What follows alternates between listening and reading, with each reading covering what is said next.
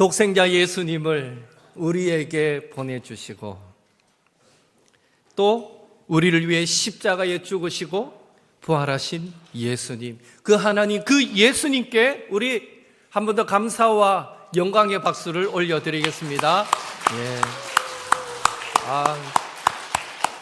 우리 서로 인사할까요? 예수님 부활하셨습니다. 예수님 부활하셨습니다. 한 번 더 인사합시다. 예수님 때문에 우리도 부활합니다. 예.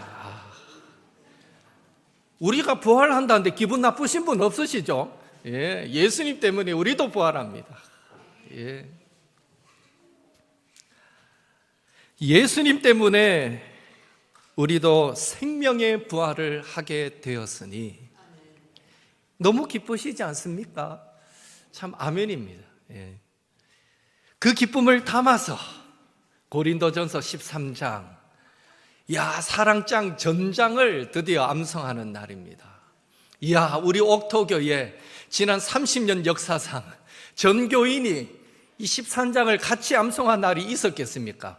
제가 지난주까지 보니까요, 암송을 혹시 못하신 분들은요 그냥 입 뚝 다물고 가만히 계시던데, 그러기는 아깝습니다. 시간이. 성경 딱 펴십시오. 고린도전서 13장 찾으시고 암송 못하신 분들은 읽으십시오. 이 시간에 맞춰서 읽으시면 됩니다. 한 번이라도 말씀을 더 읽으십시오. 그리고 암송하신 분들은 함께 암송하면 좋겠습니다. 우리 고린도전서 13장, 내가 사람의 방언과 같이 암송합니다. 시작. 내가 사람의 방언과 천사의 말을 할지라도 사랑이 없으면 소리나는 구리와 울리는 꽹과리가 되고, 내가 예언하는 능력이 있어 모든 비밀과 모든 지식을 알고 또 산을 옮길 만한 모든 믿음이 있을지라도 사랑이 없으면 아무것도 아니요, 내가 내게 있는 모든 것으로 구제하고 또 내 몸을 불사르게 내줄지라도 사랑이 없으면 내게 아무 유익이 없느니라. 사랑은 오래 참고 사랑은 온유하며 시기하지 아니하며 사랑은 자랑하지 아니하며 교만하지 아니하며 무례히 행하지 아니하며 자기의 유익을 구하지 아니하며 성내지 아니하며 악한 것을 생각하지 아니하며 불의를 기뻐하지 아니하며 진리와 함께 기뻐하고 모든 것을 참으며 모든 것을 믿으며 모든 것을 바라며 모든 것을 견디느니라. 사랑은 언제까지나 떨어지지 아니하되 예언도 패하고 방언도 그치고 지식도 패하리라. 우리가 부분적으로 알고 부분적으로 예언하니 온전한 것이 올 때에는 부분적으로 하던 것이 패하리라. 내가 어렸을 때에는 말하는 것이 어린아이와 같고 깨닫는 것이 어린아이와 같고 생각하는 것이 어린아이와 같다가 장성한 사람이 되어서는 어린아이의 일을 버렸노라. 우리가 지금은 거울로 보는 것 같이 희미하나 그때에는 얼굴과 얼굴을 대하여 볼 것이요, 지금은 내가 부분적으로 아나 그때에는 주께서 나를 아신 것 같이 내가 온전히 알리라. 그런즉 믿음, 소망, 사랑, 이 세 가지는 항상 있을 것인데 그 중에 제일은 사랑이라. 아멘. 아멘. 예. 감격스럽습니다. 믿음, 소망, 사랑, 이 세 가지는 항상 있을 것인데 그 중에 제일은 사랑이라. 예수님이 우리를 사랑하심의 절정이 십자가의 죽으심과 부활인 줄로 믿습니다. 이 부활절 아침에 그런 의미에서 사랑장 전체를 우리가 함께 암송했다는 거 참 의미 있습니다. 부활의 주님을 기억하시면서요, 나도 사랑하며 살겠습니다 다짐하시는 저와 여러분이 되시기를 예수님의 이름으로 축복합니다. 그런 의미에서 한 번 더 인사합시다. 사랑하며 섬기겠습니다. 이렇게 인사합시다. 예. 약속했습니다. 사랑하며 섬기기로. 예. 사랑하는 성도 여러분, 예수님의 부활이 우리에게 왜 중요할까요? 그것은요, 부활은 예수님이 사탄 마귀와의 싸움에서 승리하신 사건이기 때문입니다. 부활은 선과 악의 싸움에서 선이 이긴 사건입니다. 부활은 진실이 거짓을 이긴 사건이고요, 부활은 사랑이 미움을 이긴 사건입니다. 부활은 예수님이 사망 권세 깨뜨리시고 살아나신 사건이기 때문입니다. 부활은 예수 부활, 내 부활, 인류에게 부활의 소망을 준 사건이기 때문입니다. 그래서 우리는 예수님의 부활이 마치 나의 부활인 것처럼 함께 기뻐하고 함께 찬송하고 함께 예배하는 것입니다. 오늘 우리는 그래서 이 자리에 앉아 있습니다. 부활이 기독교 신앙에 있어서 너무너무 중요하기에 성경은 다양하게 부활을 증명해 주고 있습니다. 먼저 안식 후 첫날 이른 새벽에 막달라 마리아와 다른 마리아가 그 예수님의 무덤을 찾아갔다가 두 천사를 만나게 되고요, 그 천사가 마리아에게 말합니다. 누가복음 24장 5절 6절 같이 읽겠습니다. 여자들이 두려워 얼굴을 땅에 대니 두 사람이 이르되 어찌하여 살아있는 자를 죽은 자 가운데서 찾느냐, 여기 계시지 않고 살아나셨느니라. 갈릴리에 계실 때에 너희에게 어떻게 말씀하셨는지를 기억하라. 어찌하여 살아있는 자를 죽은 자 가운데서 찾느냐, 여기 계시지 않고 살아나셨느니라. 천사의 증언도 듣고 예수님이 부활하시고 안 계신 그 빈 무덤도 직접 목격한 이 여인들, 그들이 바로 부활의 첫 증인들입니다. 또 마태복음 27장 28장에 대제사장들과 바리새인들이 로마 총독 빌라도에게 부탁하여서 예수님을 장사 지낸 그 무덤 입구를 경비병들을 굳게 겹겹이 세워서 지키게 해 주십시오 요청하고요, 실제 그렇게 합니다. 하지만 결과적으로 어떻게 되었습니까? 안식 후 첫날 이른 새벽에 큰 지진이 나고 천사가 하늘에서 내려와 그 돌을 굴려버렸습니다. 그리고 예수님이 부활하셨습니다. 이 모든 광경을 지켜보던 경비병들 어떻게 되었겠습니까? 성경은 그 순간의 경비병들의 상태를 마태복음 28장 4절에 보니까 천사를 무서워하여 떨며 죽은 사람과 같이 되었더라라고 기록합니다. 놀라운 일을 경험한 거죠. 어떻게 되었습니까? 그 후에 정신 차리자마자 대제사장에게로 손살같이 달려가서 자기가 보았던 경험했던 모든 것들을 그대로 다 고합니다. 그랬을 때에 대제사장은 경비병들에게 돈을 주고 예수님의 시체를 제자들이 가져갔다고 거짓 소문을 내게 만들었습니다. 중요한 사실은 대제사장들과 경비병들이 합작하여 거짓 소문을 냈든지 어땠든지 간에 예수님의 무덤은 비었고 그 빈 무덤이 부활의 결정적 증거라는 것입니다. 그리고 대제사장들과 경비병들의 거짓말도 또 다른 부활의 증거가 되는 줄로 믿습니다.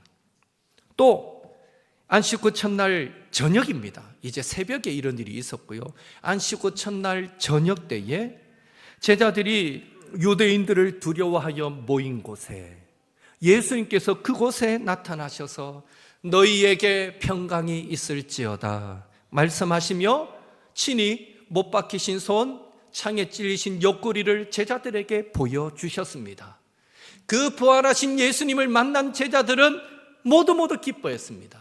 그런데 안타깝게도 그 자리에 누가 없었습니까? 도마가 없었습니다. 모든 제자들이 도마에게 우리가 부활하신 예수님을 만났어 라고 말하자 도마가 뭐라고 말했습니까? 요한복음 20장 25절 같이 읽겠습니다.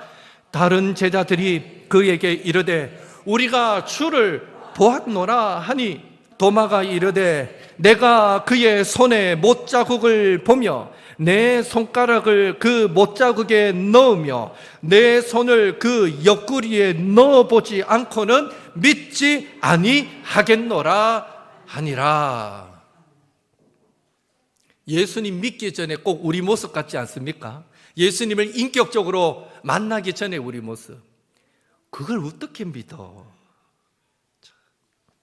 그러고 8일이 지납니다. 8일이 지나고 부활하신 예수님이 다시 제자들이 모여있는 곳에 나타나셨는데요, 때마침 그곳에 도마도 함께 있었습니다. 예수님은 도마에게 못 박히신 손을 보여주시고 너 만져봐라, 옆구리를 보여주시며 손을 넣어봐라 말씀하십니다. 예수님의 그 못자국, 그 창에 찔린 옆구리를 만져본 도마가 어떻게 고백합니까? 나의 주님이시요 나의 하나님이시니이다. 이때 예수님이 도마에게 주신 말씀이 오늘 우리에게 위로가 됩니다. 요한복음 20장 29절 같이 읽습니다. 예수께서 이르시되 너는 나를 본고로 믿느냐? 보지 못하고 믿는 자들은 복되도다 하시니라. 아멘. 보지 못하고 믿는 자들은 복되도다. 우리 예수님 말씀입니다. 저와 여러분은 예수님을 보지 못하고 만지지 못하고 믿고 있으니 복된 줄로 믿습니다. 예. 복된 줄로 믿습니다. 이렇게 예수님을 직접 만져보고 믿게 된 도마도 부활의 증인입니다. 또 바울이 고린도전서 15장 5절에서 8절을 기록할 때에 예수님은 부활하시고 먼저 게바에게, 베드로에게 보이시고 그 이후에 12제자와 500여 형제에게 일시에 동시에 보여주셨다라고 기록하고 있고요. 마지막에는 기독교 핍박의 선봉자였던 바울 자신에게도 보여주셨다라고 기록합니다. 그러면서 바울은 고린도전서를 기록할 그때까지만 해도 부활하신 예수님을 본 증인들 대다수가, 많은 사람이 부활하신 예수님을 봤거든요. 그 부활하신 예수님을 본 대다수가 여전히 살아있다라고 고린도전서 15장에 기록하고 있습니다. 이런 바울의 증언도 바로 부활의 증거인 줄로 믿습니다.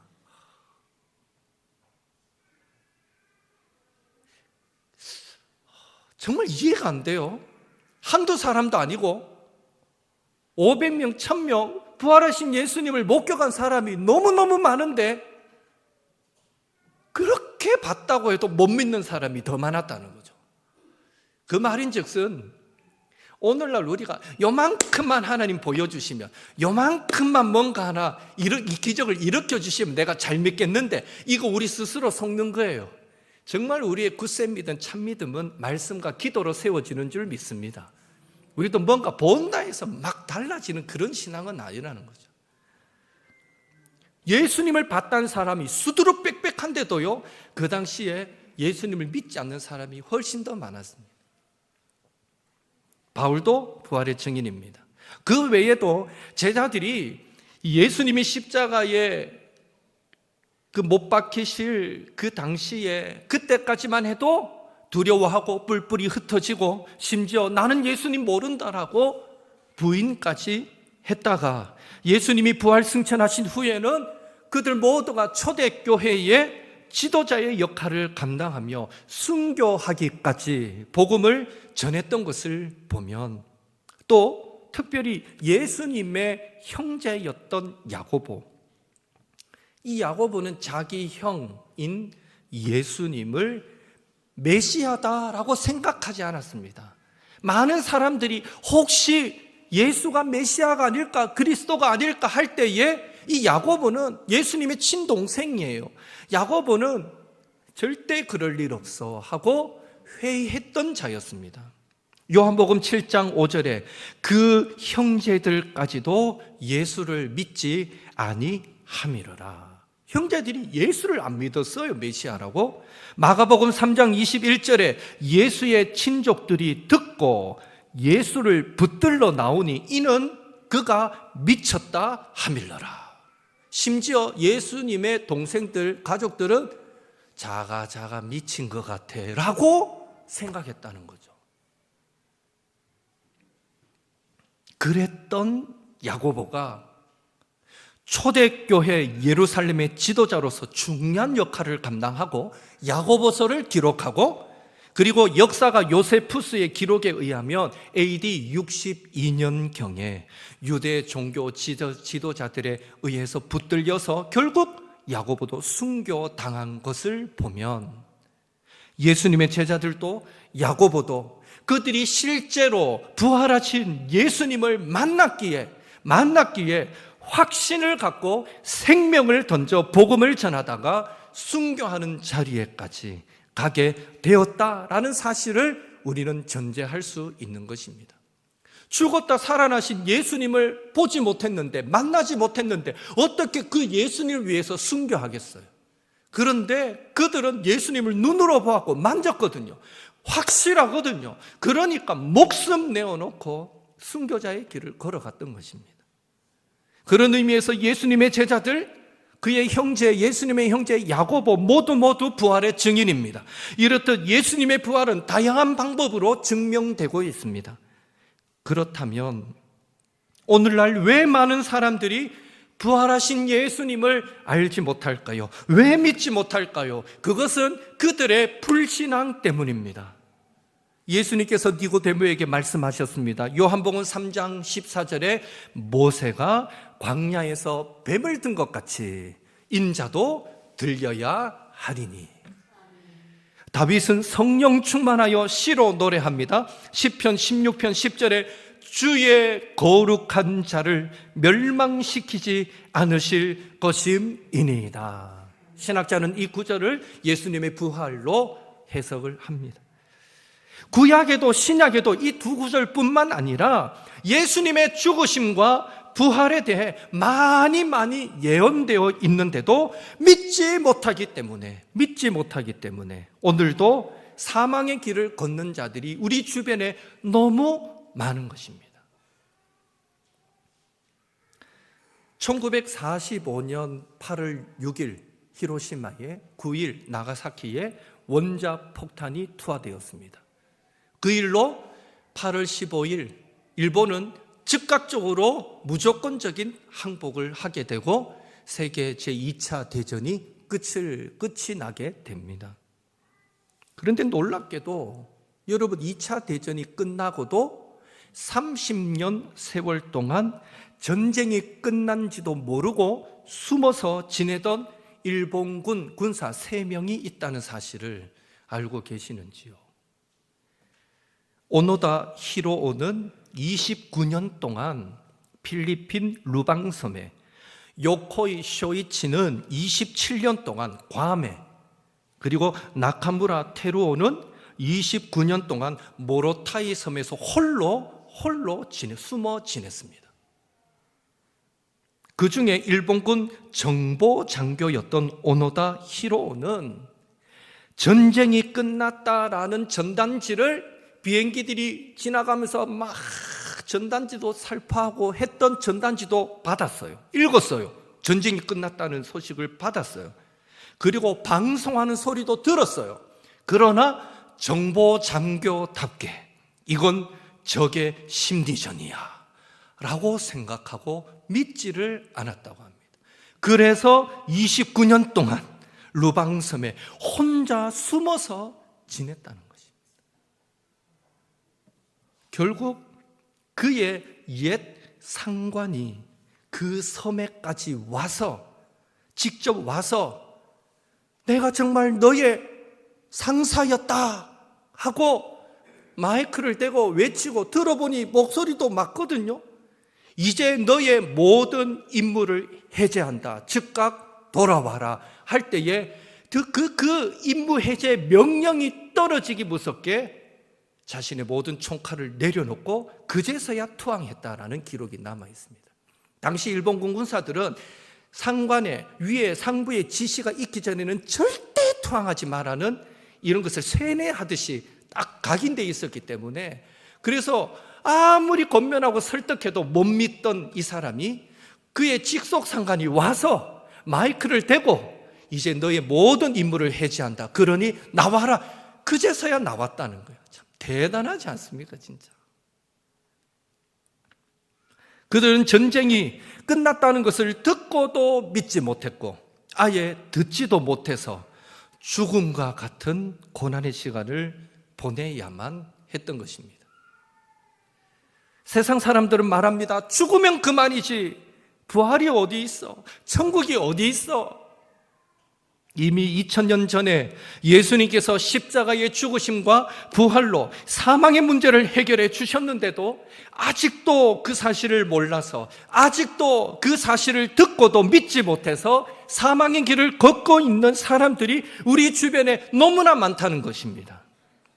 결국 죽으면 그만이지 부활이 어디 있고 천국이 어디 있어 라고 생각하는 사람들은 그 믿음대로 영원한 사망에 이를 것이지만 예수님의 부활을 믿고 그 부활의 예수님 안에서 나도 부활한다, 우리도 부활한다 라는 것을 믿는 성도들은 믿음대로 부활하여 영원한 생명에 이를 줄로 믿습니다. 오늘날 우리 주변에 부활이 없고 천국도 없다고 말하는 자들의 그들의 그 어리석음이 안타깝고 또 지금 자신이 사망의 길을 걷고 있는지도 모르는 그들이 불쌍하다라는 생각이 들지 않는지요.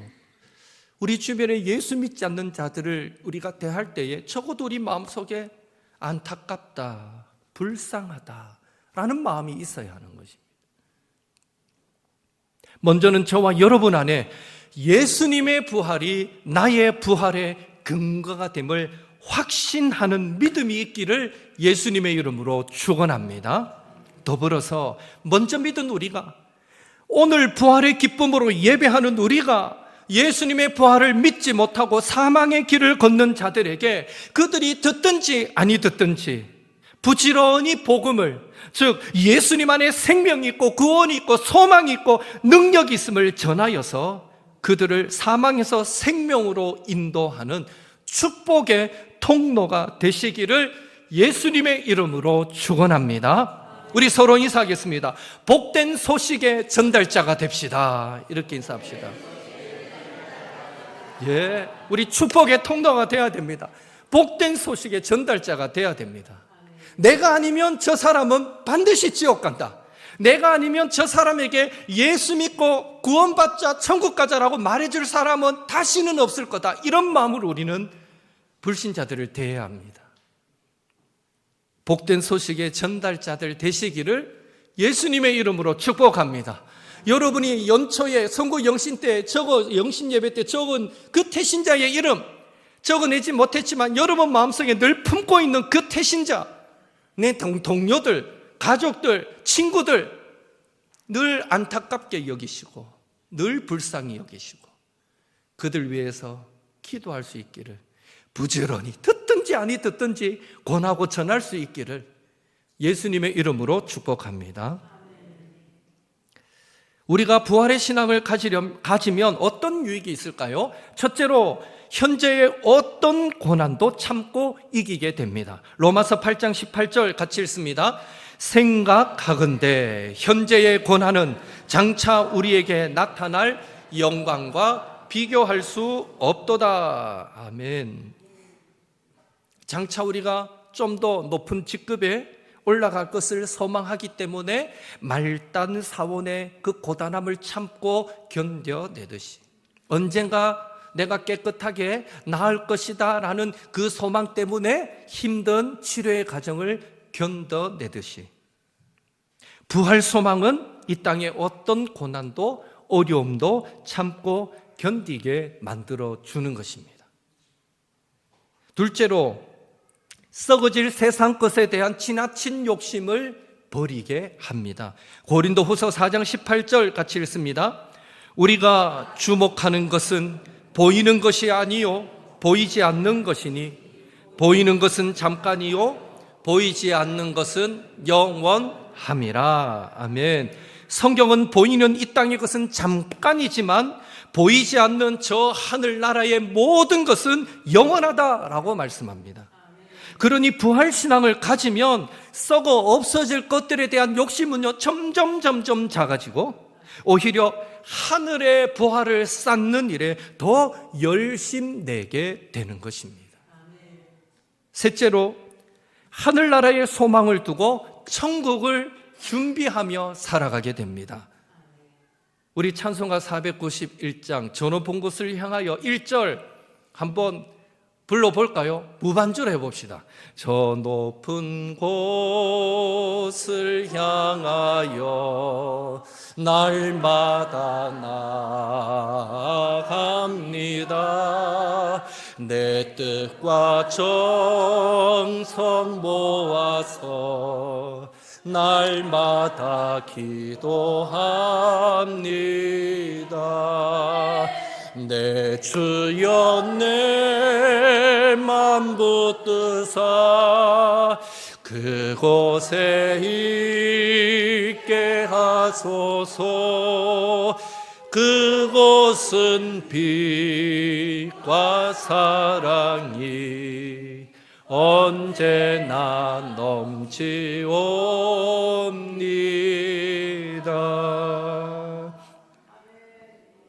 저 높은 곳을 향해 나아가는 신앙, 부활 신앙은 우리로 빛과 사랑이 넘치는 천국을 소망하면서 기름 등불 준비한 다섯 처녀처럼 뜻과 정성을 다해 최선을 다해 천국에 들어갈 준비를 하게 만들어 주는 것입니다.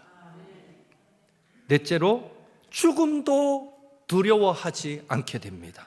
고린도전서 15장 55절 같이 읽습니다. 사망아 너의 승리가 어디 있느냐? 사망아 내가 쏘는 것이 어디 있느냐? 부활 신앙으로 죽으면 죽으리라의 각오가 선 성도가 이 땅에서 예수님의 이름으로 감당하지 못할 일이 무엇이 있겠습니까?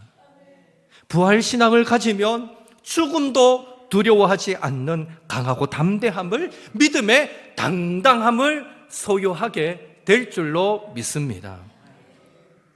여러분,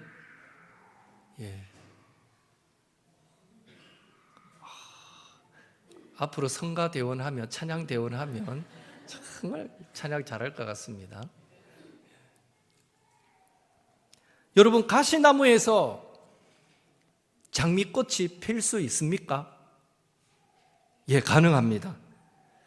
일반 화원, 농가에서도 사용하는 방법인데요, 일반 장미보다 생명력이 더 강한 찔레와 같은 가시나무를 심고 그 줄기에 장미꽃 줄기를 접붙임하면 가시나무도 건강한 장미꽃을 피우게 됩니다. 마찬가지로 이미 예수 부활, 나의 부활, 이것을 고백하는 우리에게 부활 사건은 가시나무와 같은 나에게 예수님의 생명을 접붙임하여 부활과 영생의 꽃을 피운 사건임을 믿으시고, 우리 모두 부활 신앙을 소유하셔서 현재의 어떤 고난도 참고 견디고 이겨내시는 축복, 천국을 소망하며 이 땅에 썩어질 것보다 하늘의 상급을 더 많이 쌓아가시는 축복, 죽음도 두려워하지 않는 담대함으로 이 땅을 승리하며 살아가는 축복이 넘치기를 예수님의 이름으로 축원합니다. 아멘. 우리 같이 기도하겠습니다. 오늘 나눈 말씀 기억하시면서 우리 안에 예수 부활, 나의 부활에 대한 확신과 기쁨과 감사가 넘치게 하옵소서. 부활 신앙으로 현재의 어떤 고난도 이기고 천국도 소망하며 하늘의 상급 쌓는 일에 열심 내고 죽음도 두려워하지 않는 담대함으로 살아가게 하옵소서. 예수 부활의 복된 소식을 모르고 사망의 길을 걷는 자들에게 우리가 복된 소식의 전달자 되게 하옵소서. 부활의 기쁨을 나도 누리고 또 내 곁에 사람들에게 그 복된 소식 나누며 살게 하옵소서. 이러한 마음으로 또 우리의 태신자 이름을 기억하면서 이 시간 함께 합심해서 기도하겠습니다.